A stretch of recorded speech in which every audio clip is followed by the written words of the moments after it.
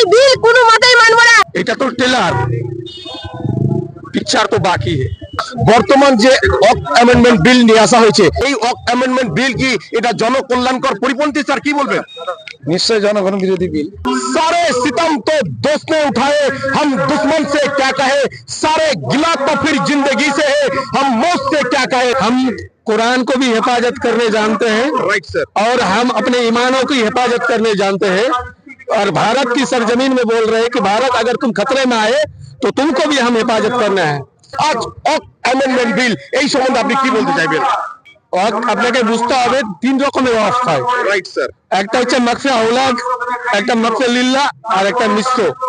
এই ওয়াকফ হচ্ছে আমাদের মুসলিমদের পূর্বপুরুষদের একটা সোচ ধারণা ছিল যে নিজের কমিউনিটিকে উন্নত মানের জায়গায় নিয়ে যাওয়ার জন্য আল্লাহর রাহে দান করে দেওয়া। রাজপথে যেমন কৃষকরা নেমে মোদী সরকারকে বাধ্য করেছিল কৃষক বিল প্রত্যাহার করার জন্য, আমরা তার আজকে এখান থেকে হুঙ্কার দেব। প্রয়োজন বললে আমরাও দিল্লির রাজপথকে নিঃশব্দ করব এবং ওয়াকফ বিলকে আপোষ নেওয়ার চেষ্টা করব।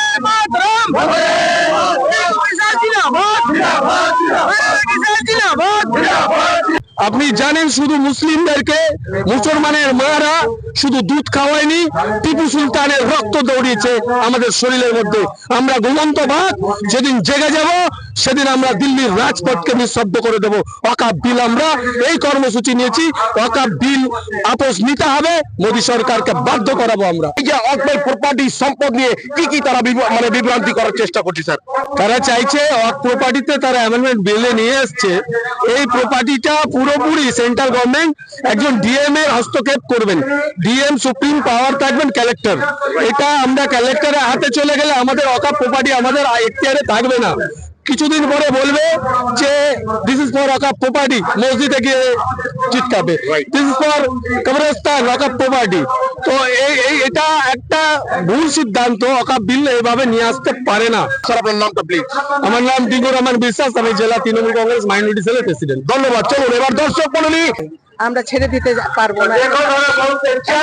একটা প্রশ্ন বারে বারে উঠছে এবং এই সংশোধনী বিলে বারে বারে বলছেন যে utility of the Waqf property সেটা জনগণের স্বার্থে হোক, সামগ্রিক হোক, সেটা কি বলবো? অবশ্যই এটা তো জনগণের জন্য কিছু পোর্শন দেওয়া হয়েছে, কিছু পোর্শন জনগণের জন্য হবে, কিছু পোর্শন ডেভেলপমেন্টের জন্য হবে, কিছু পোর্শন যারা ওয়াকিফ আছে তাদের জন্য থাকবে। আমার কথা হচ্ছে ওয়াকফ বোর্ডের সম্পত্তিতে হাত পড়লে আরেকবার লড়াই হবে ভারতবর্ষ স্বাধীনতার।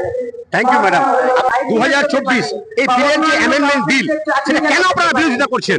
বিরোধিতা এই জন্য করছে, এই ওয়াকফ বিল মুসলিম সমাজে সবচাইতে একটা বড় সম্পত্তি, এই সম্পত্তিকে তারা গ্রাস করার জন্য এই বিলটা পাস করেছে। রেলের পরে সবচেয়ে বেশি সম্পদ আছে ওয়াকফের, প্রায় 9 লক্ষ একর জমি ওয়াকফের আছে। আপনারা এই ওয়াকফ প্রপার্টির যে জমিগুলো আছে স্যার পশ্চিমবঙ্গের ইউটিলাইজেশন চাইছেন। এই যে ওয়াকফ সম্পত্তি যত আছে সেই সমস্ত মুসলিমদের এটা অধিকার, এই সমস্ত অধিকার তারা যে বঞ্চিত করছে তার প্রতিবাদে আমাদের মাননীয় মুখ্যমন্ত্রী আমরা এই বিলটার প্রতিবাদে আমাদেরকে নির্দেশ দিয়েছে।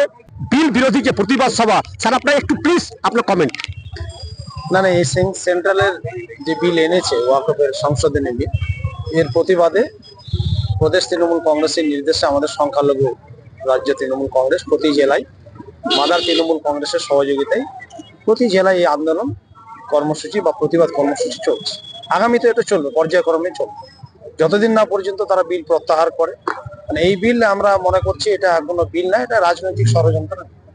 হিন্দু মুসলিম ধর্মীয় বৈরীকরণ করার জন্য এই বিল তারা এনেছে।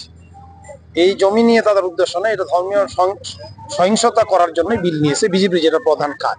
তাই এই বিলের বিরুদ্ধে আমাদের প্রতিবাদ লড়াই সংগ্রাম চলবে।